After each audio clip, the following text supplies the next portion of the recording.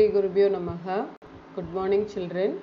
Today we will learn the first topic in the third chapter, atoms and molecules.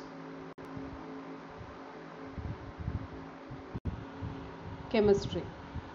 Chemistry is the study of the stable structures or chemical bonding patterns that can be formed by bringing atoms into specific spatial arrangements. The term structure can also refer to the beautiful supramolecular structures that are possible when molecules are brought together into large assemblies. Also about transformation.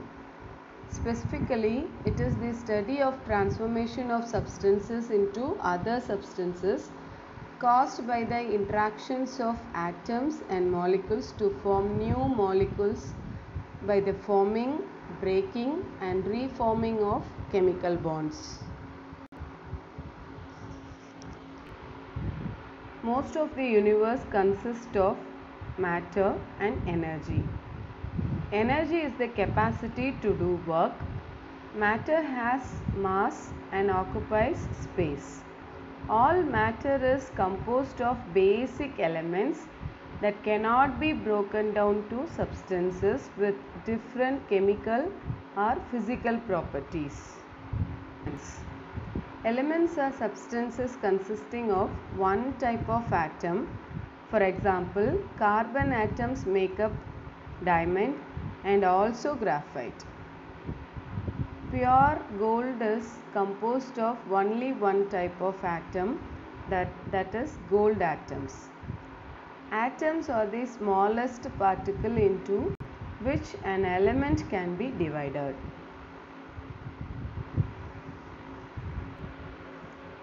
The invisible and unknown form of matter. The idea of divisibility by Indian philosophers. Maharishi Kannad. He postulated that if we keep on dividing the matter called as Padartha, we will get smaller and smaller particles, and soon we will achieve the smallest of particles called as Paramanu, which may not divide further. Indian philosopher Pagudha Katyayana postulated that there were various forms of matter because the particles of matter exist together in combinations. The idea of divisibility by Greek philosophers. Democritus suggested that when we keep on dividing the matter, there comes a time when no more division of particles can take place. Such particles are called atoms, which means being invisible.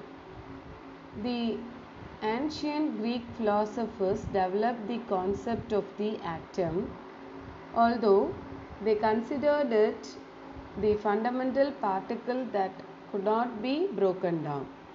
Since the work of Enrico Fermi and his colleagues, we now know that the atom is divisible, often releasing tremendous energies as in nuclear explosions.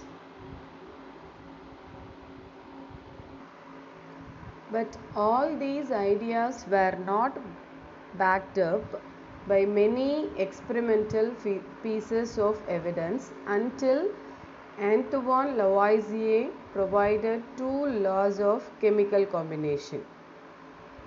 Chemistry is the study of transformation of matter from one form to the other. These transformations often occur as a result of the combination of two different types of matter. The combination of different elements to form compounds is governed by certain basic rules.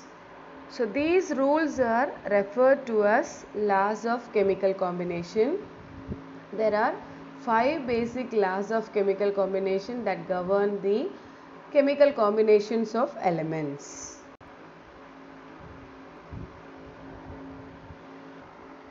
Here we are going to learn the first two laws of chemical combination. The other laws you will learn in higher grades. First law, law of conservation of mass, which means the mass can neither be created nor destroyed in a chemical reaction. Second one is law of constant proportion or law of definite proportion. The elements are always present in definite proportions by mass in a chemical substance. For example, hydrogen and oxygen are present in water in the ratio of 1:8. So, if we decompose 9 gram of water, we will obtain 1 gram of hydrogen and 8 gram of oxygen.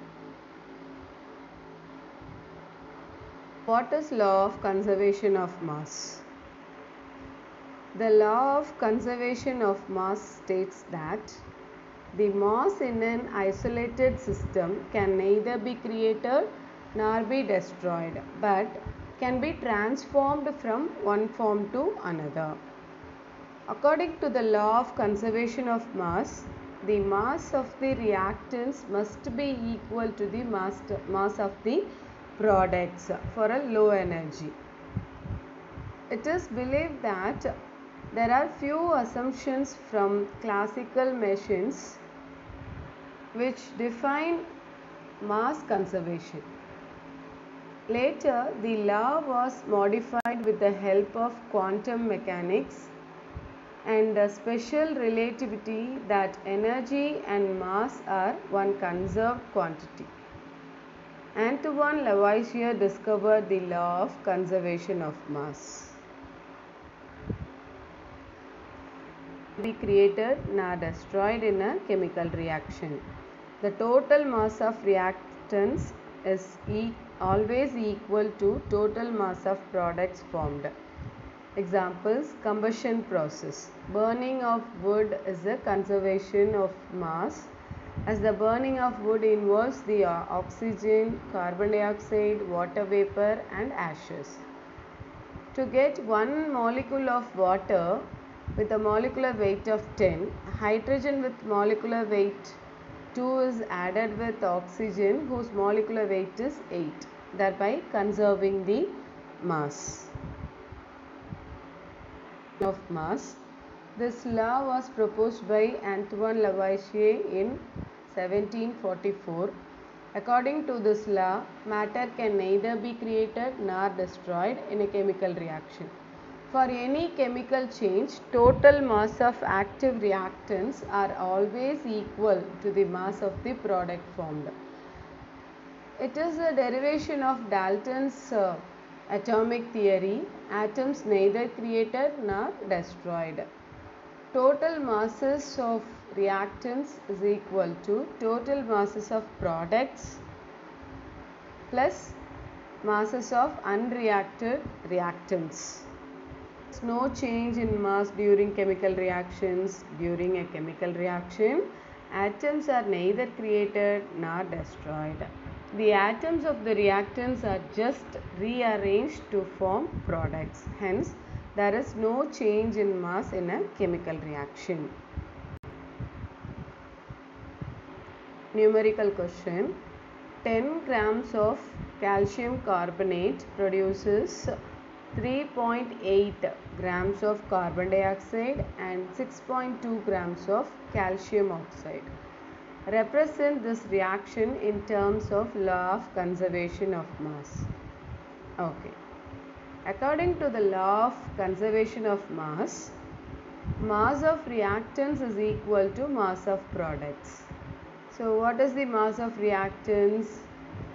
So, therefore 10 gram of calcium carbonate equal to 3.8 grams of carbon dioxide plus 6.2 grams of calcium oxide.